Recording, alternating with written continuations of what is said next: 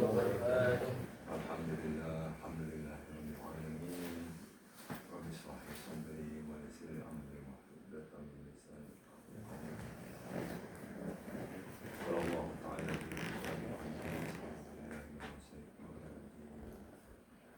la in zakartum la azidannakum wa la in kafartum qala aidan ya ayyuhallazina amanu kutiba alaikumus syiyam kama kutiba alal ladzina min qablikum la'allakum tattaqun.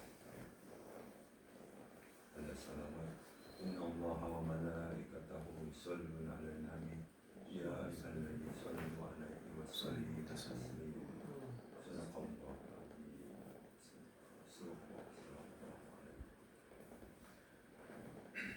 Puji syukur kehadiran Allah Subhanahu wa taala yang telah melimpahkan nikmatnya pada kita semua. Alhamdulillah pada bulan Ramadan tanggal 8 hari ini kita masih diberikan keimanan sehingga kita dapat berpuasa dengan sebaik-baiknya, juga nikmat kesehatan yang tidak kalah dengan nikmat-nikmat lain. Juga salawat serta salam pada junjungan Nabi Muhammad SAW yang telah memberikan dan menyampaikan risalah pada kita semua sehingga kita bisa melakukan transformasi minal zulumat dan dari alam gelap gulita. Akhlaknya itu pada waktu itu masih nol, kemudian menuju alam yang terang bentang dan alhamdulillah dengan contoh uswah Rasulullah SAW kita dapat insya Allah kita juga mendapatkan akhlak yang mulia seperti Nabi kita Muhammad SAW. Baik, sesuai yang tadi disampaikan oleh MC bahwa kesempatan siang ini adalah kesempatan kajian tematik. Ya, kajian tematik itu adalah kajian yang kita rutinkan setiap sebulan sekali dengan tema-tema pilihan. Ya, kenapa dinamakan tematik? Karena kita mengikuti dengan keadaan, situasi atau hal-hal yang dibutuhkan dalam kehidupan. Nah, kebetulan pada saat ini kita berada di dalam bulan suci Ramadan sebagai sahur siam, kemudian juga sahur barakah, dan juga insya Allah dilipatkan semuanya amal ibadah kita ya Allah Subhanahu wa taala pada bulan suci Ramadan ini. Tema yang kita pilih pada kajian kali ini adalah berpuasa dengan form. Apa motivasi saya mengangkat tema ini? Dari tahun ke tahun, bahkan untuk saya itu udah puluhan tahun.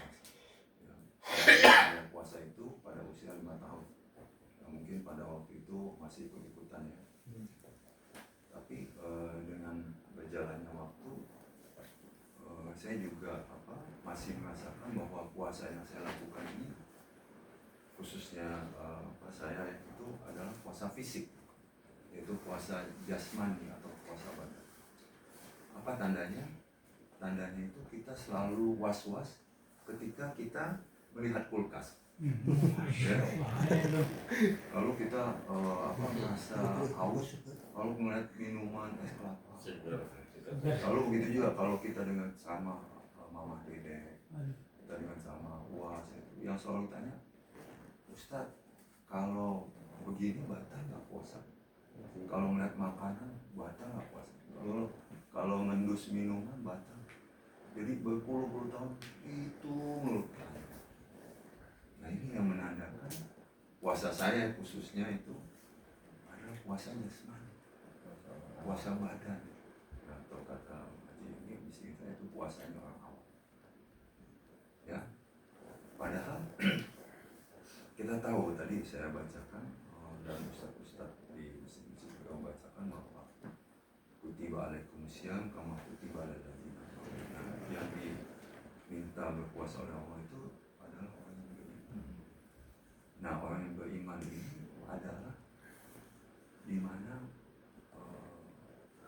ini semua insya Allah itu apa? Kita mengutamakan hati kita. Nah kan beriman itu dengan hati. Yang bisa mengetahui bahwa kita beriman atau tidak hanya Allah Subhanahu. Ya kita hanya bisa mendeteksi bahwa kita ini udah beriman atau belum.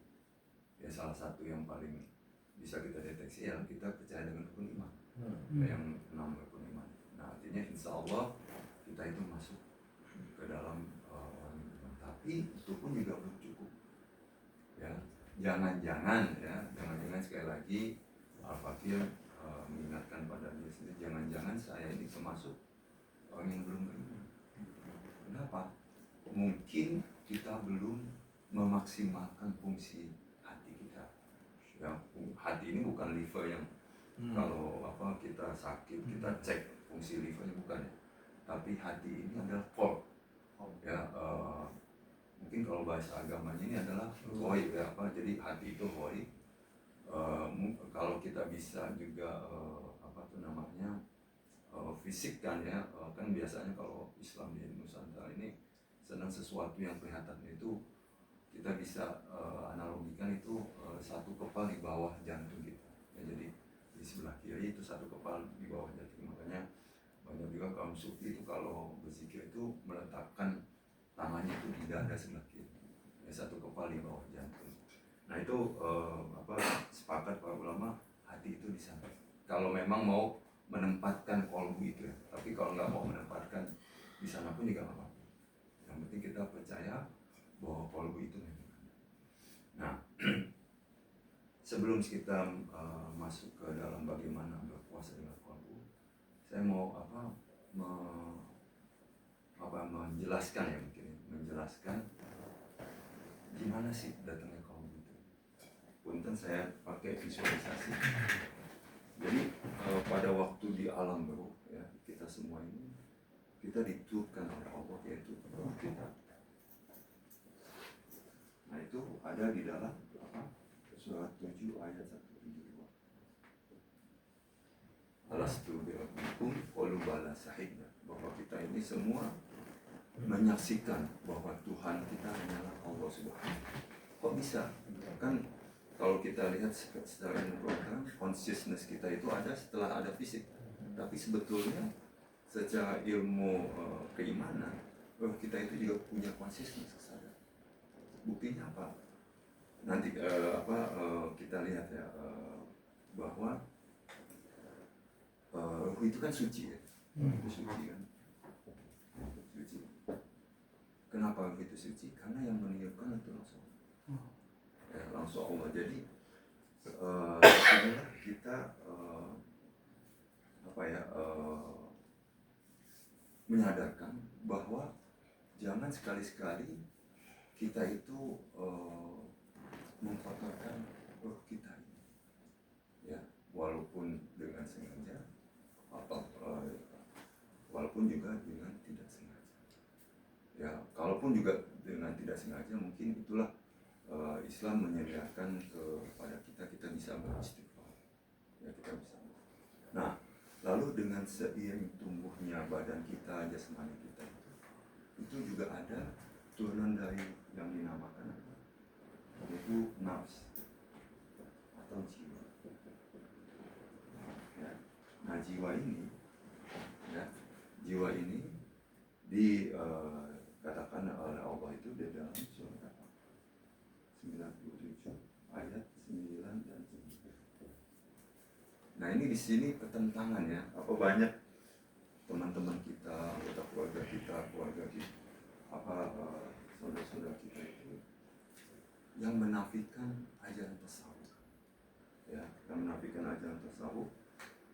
Padahal di sini jelas qad aflaha man zakkaha wa qad khaba man dassaha, yaitu surat As-Saff ayat 9 dan 10. Beruntunglah yang mensucikan jiwanya dan merugilah yang mengotori jiwanya. Nah makanya kenapa dinamakan nafs? Ketika kita mengotori jiwa. Ya, makanya di dalam tasawuf itu inti dari pokok pelajaran itu tazkiyatun nafs, yaitu mensucikan jiwa. Nah pertanyaannya bagaimana? Ya bagaimana cara kita mensucikan jiwa? kan kalau apa ya, kaum salaf itu atau mengatakan kita mensucikan jiwa itu, dia tidak percaya dengan tasawuf. Dia cuma bilang ayo kita sucikan jiwa kita, kita langsung berakhlak baik aja udah. Betul, silakan aja kalau mau. Kita akan celeng di tengah jalan, kita akan terpelanting kalau kita nggak punya metode. Kenapa? Begitu banyak udah di tengah bulan Ramadan yang katanya setan dibelenggu, ini masalah. Kenapa? Ya, kita tidak pernah melihat ini secara utuh. Ya, padahal di dalam Islam itu sudah ada, yaitu tasawuf. Nah, bagaimana kita bisa mengendalikan jiwa ini? Yaitu di dalam dari turunan roh itu ada jiwa, di dalam turunan roh itu ada hati. Nah, inilah yang akan kita gunakan untuk kita berpuasa, supaya puasa kita itu naik tingkat. Itu dari awam menjadi khusus. Bahkan kalau misalnya di atas itu ada khusus bil khusus, kita mencapai khusus itu aja udah bagus, yaitu berpuasa dengan Allah. Nah, sebelum ke sana saya mau sampaikan dulu bahwa hati ini adalah dalam hadis qudsi kata Allah ya, yang tidak melalui Jibril, jadi langsung ke Rasulullah. Hadis qudsi itu begitu, jadi identik dengan ayat suci Al-Quran, tapi tidak dimushafkan aja. Jadi cuman kata-kata Rasulullah, kata Allah dalam hadis qudsi, bahwa hati seorang mukmin itu adalah singgah sana. Ya, bahkan bumi dan langit pun tidak cukup untuk menampung cahayaku, kata Allah dalam hadis qudsi. Siapa yang sanggup menampung cahayanya Allah? Itu hatinya kamu. Nah, ini dijelaskan oleh Allah di dalam ayat surah 24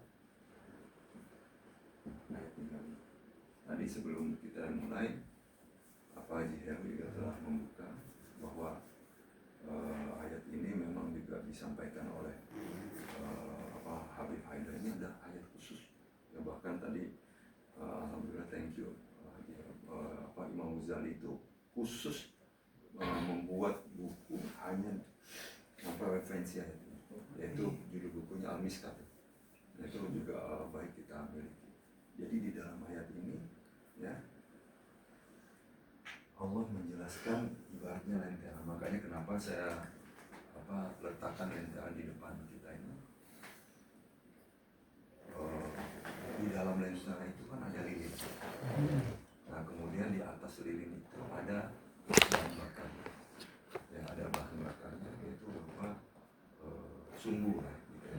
Karena di sumbu itu kan kalau saya dulu belajar teknik kimia itu ada semacam komponen karbon juga yang bisa kita selalu matikan. Makanya ini selalu selalu dinyala itu karena ada ignition dan ada fuelnya. Ya, nah begitu juga.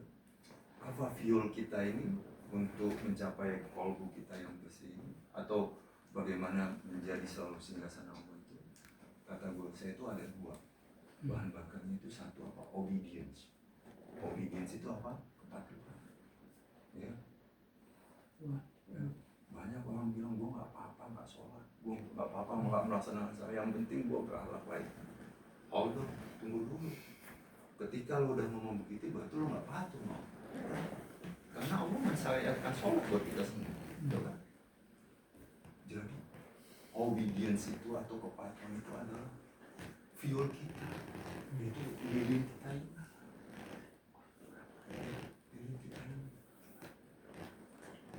Nah, kemudian yang kedua, ya, Allah kan selalu memancarkan cahayanya, tidak pilih bulu, ya, tidak pandang bulu, ya. Mau siapapun Allah kasih cahaya, ya, mau siapapun. Ya tinggal bagaimana nanti kualitasnya.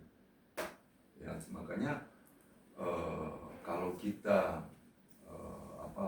misalnya mengapriorikan Allah, bahwa Allah itu memilih hambanya, itu nggak tepat. Allah kasih sayang, kasih yang maha pengasih lagi, maha penyayang.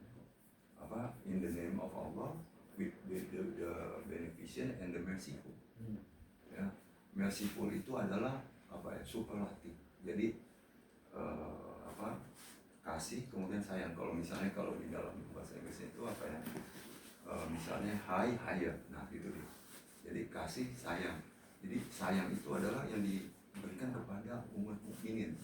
Tapi kasih ini hanya untuk semua umatnya, hambanya yang ada, ciptaannya yang ada di dunia. Nah, jadi yang kedua itu adalah kita mesti menyediakan wadah. Nah, wadah ini ada tentara ini. Apa wadahnya itu? Ya kalau Habib Haidar bilang wadahnya itu adalah apa? Mujahadah dan riyadhah. Nah, mujahadah dan riyadhah inilah salah satunya, yaitu bulan puasa Ramadan. Kan riyadhah itu latihan, mujahadah itu artinya sungguh-sungguh. Pertanyaannya, kita dalam berpuasa ini mujahadah dan riyadhah? Jangan-jangan tidak. Dibangunin sahur susah. Ya, habis itu dari sahur ke subuh kan tuh cuma beda 15-10 menit ya. Itu nungguin subuh aja kayaknya lama banget. Bangun-bangun jam 8. Oh my. Bangun-bangun jam 8, nggak apa-apa sholat subuh, ya kan Allah juga maha betul kalau sekali, tapi kalau 2 kali 3 kali banyak. Masih tepat lah kita bilang Allah maha pengasih maha. Kita bikin sendiri. Artinya kita udah nggak OB, lalu kita nggak menjalankan mujahadah. Artinya kita nggak menyediakan lentera, kita nggak menyediakan fuel kita. Bagaimana Allah bisa singgah kita? Bagaimana cahaya Allah bisa stop by di hati kita? Akan bisa. Lalu kita dengan seenaknya minta pada Allah, ya Allah terimalah puasaku, jadikanlah aku la'allakum tattaqun. Masya Allah. Puasa kita yang puasa masih jasmani, fisik dan batin. Ya. Puasa kita itu masih menginginkan, wah kita buka pakai apa? Kalau minggu depan buka puasa lagi di mana? Ya, apa alumni SD, apa alumni SMP, apa alumni SMP. Ya, minggu kedua kita penuhi semua buka puasa bersama. Qiyamul lail kita hilang, kemudian tadarus kita hilang, tausiah kita hilang. Minggu ketiga jangan ditanya lagi. Ya di kampung Ana walaupun dominan Islam sih, ya minggu keempat itu udah pada nggak puasa. Makanya saya juga kaget waktu pulang kampung. Dibayar mah, itu saya kan. Alasannya apa? Katanya ini udah suasana Idul Fitri. Terus saya bilang, Nah, puasanya duluan kali. enggak. Jadi ibu-ibu udah pada masak, ya nggak salah. Tapi kalau sampai meninggalkan puasa 1 kali aja kita tinggalin sengaja, itu nggak akan cukup usia kita untuk mengganti, betul? Apalagi kita sedang. Disinilah kita mulai masuk puasa. Baik kalau dengan all dengan hati. Ya, kita siapkan lentera, kita posisikan, kita kalibrasi lagi fuel kita. Wah, Allah memberikan jalan di sana. Puasa khusus, atau kata Imam Ghazali puasa khawat. Atau di atasnya ini puasa apa? Puasa berkhas. Kalau bisa dalam sebulan itu kita nggak nonton sinetron, kita latih itu. Masih mampu nggak kita? Ngeliat Raffi Ahmad melewat, kita stop. Alhamdulillah. Ya kan? Alhamdulillah. Ya. Lalu bagi kami muasawah yang diberitahu saya yang ketawa-ketawa, yang jadi banci, yang jadi monyet. Atau yang yang demo ya.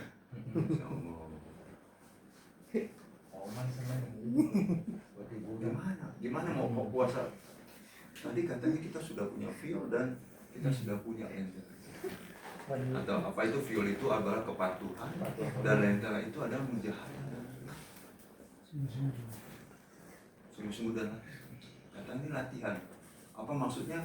The next 11 months will apply again.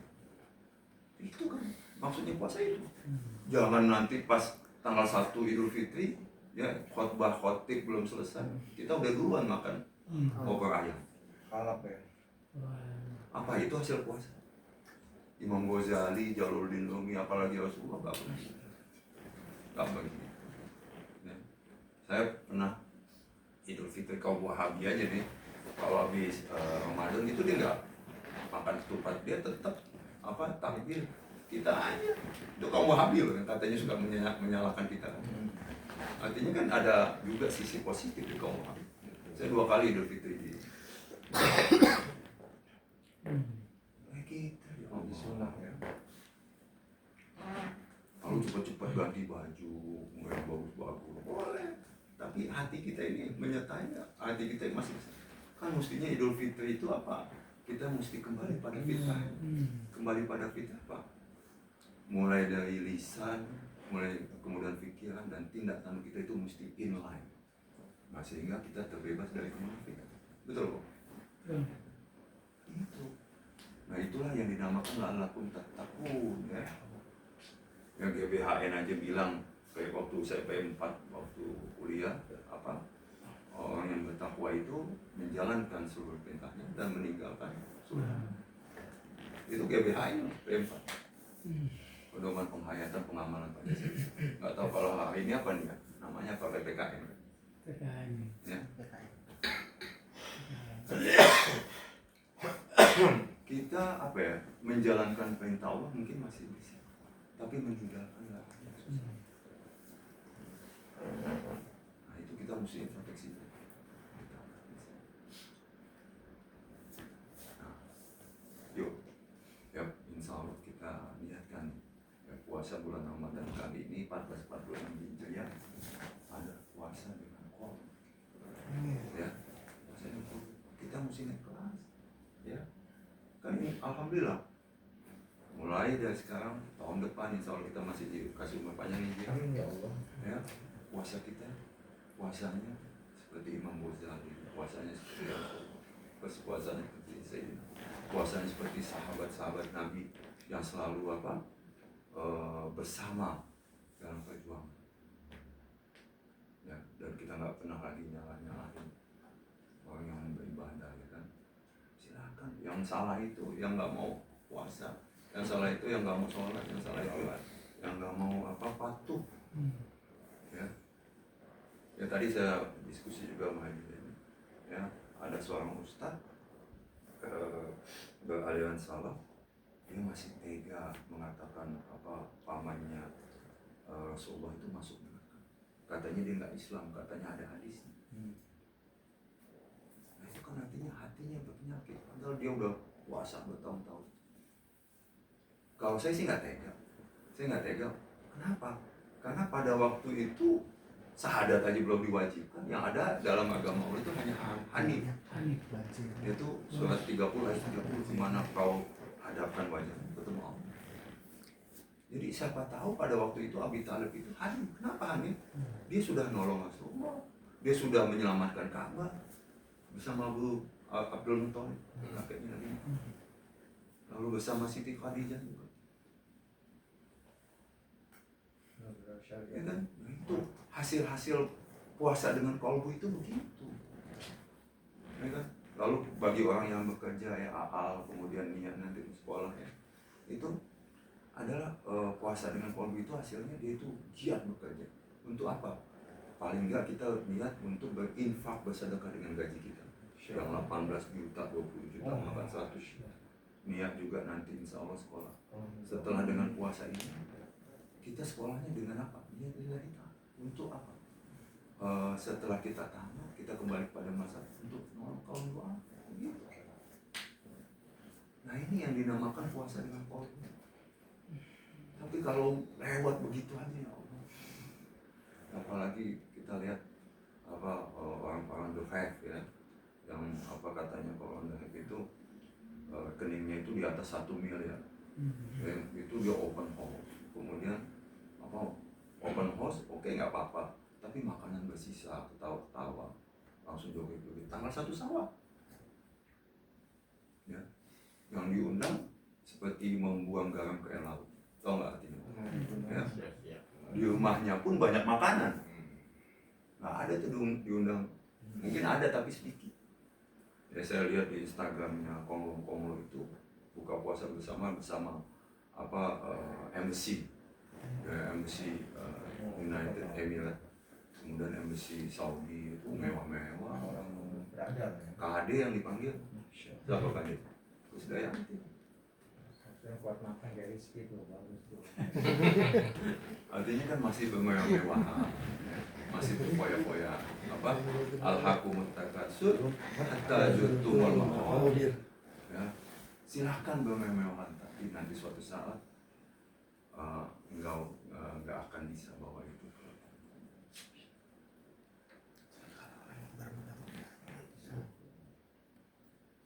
Nah, kita mesti fi ahsan taqwim, ya, kita mesti apa?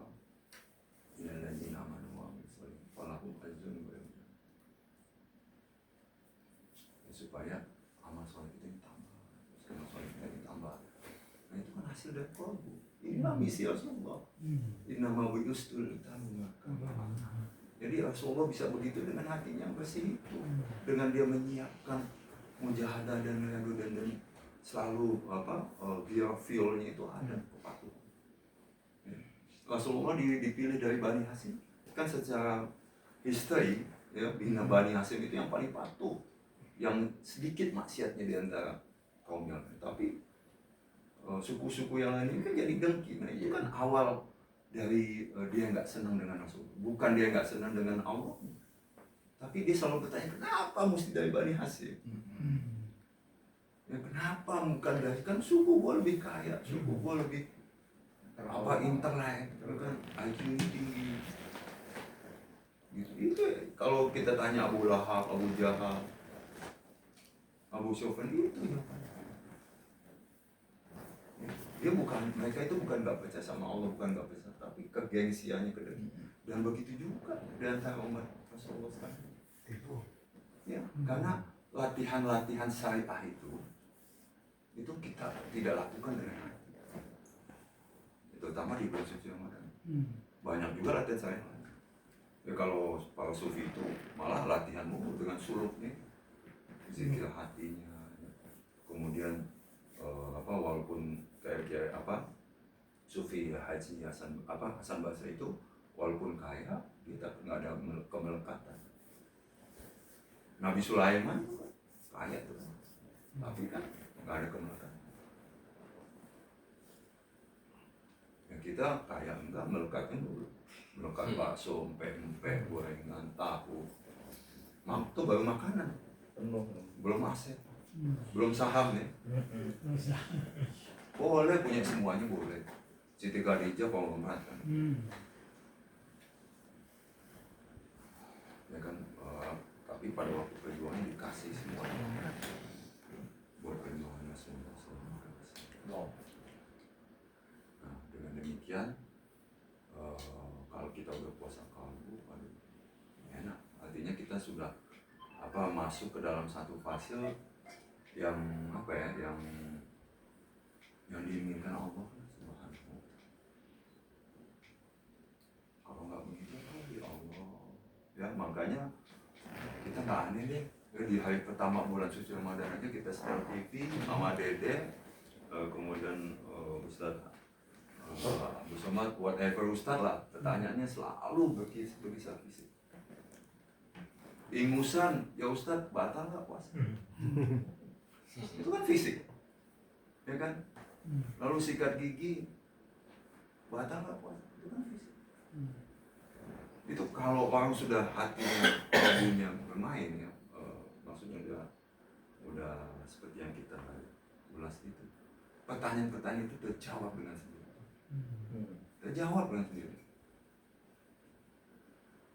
Ya kan?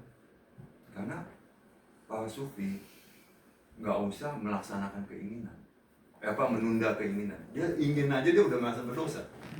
Ingin aja udah merasa berdosa, itu para sufi. Kalau kita masih banyak inginnya, makanya kita jangan salah ingin. Boleh berkeinginan tapi jangan salah. Ya jadi sebelum saya tutup, saya kasih resume dulu ya, khusus untuk diri saya. Marilah kita berpuasa secara dengan kolbu ya, supaya kita mendapatkan ketakwaan ya, sesuai dengan surat Al-Baqarah ayat 1. Nah dengan demikian akhirnya kita bisa naik kelas. Naik kelas di sini bukannya secara aset tapi secara rohani. Nah nanti baru dari sini kita bisa mengendalikan jiwa kita. Jadi setelah hati kita ini bersih, kita balik lagi bisa mengendalikan jiwa. Dapat ayat ini. Qad aflaha man zakkaha, surat As-Samm 97. 97. Al-Qur'an 17. 197 kan? Surat As-Samm 97 kan? 107. Coba nanti di 97 apa udah? 97. Hah? 197. 100, hah? Bukan 197, enggak ada itu. Surat 114. Nanti kita cek lagi. Nah, ketika ini sudah bersih, ya kita ini sudah bersih, mengendalikan jiwa, akhirnya ini akan mengawal roh kita untuk kembali pada sujud. Nah inilah yang dinamakan fitrah. Nah pada saat inilah, ya, kapanpun kita dipanggil oleh Allah Subhanahu, kita akan siap. Karena kita sudah sudah ingat ya, insya Allah. Bismillah.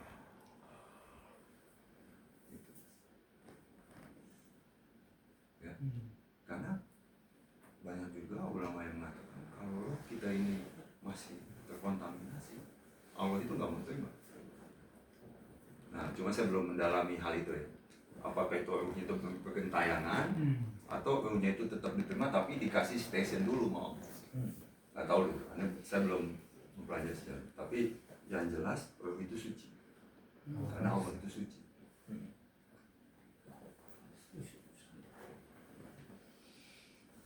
Itu dia resume yang bisa saya sampaikan di pemantik ini. Ya, insya Allah kita semua yang ada di sini ini dapat berpuasa. Jadi, aduh betul kata Rasulullah, puasa ini adalah bulan banyak privilege, banyak. Dan 10 malam terakhir, kemudian habis itu dilipat gandakan, lalu kita itu bertemu dengan Allah. Jadi sangat sayang kalau kita hanya berpuasa. Memang kita minta doa juga mau kekuatan dari kekuatan. Nah, terakhir salah satu tanda dan ketakwaan juga itu adalah sabar. Ya, makanya puasa itu adalah dialektika antara iman dan sabar. Ya, dialektika jadi penghubung, mediasi. Karena apa? Kesabaran itu adalah setengah dari iman, kata Imam Ghazali.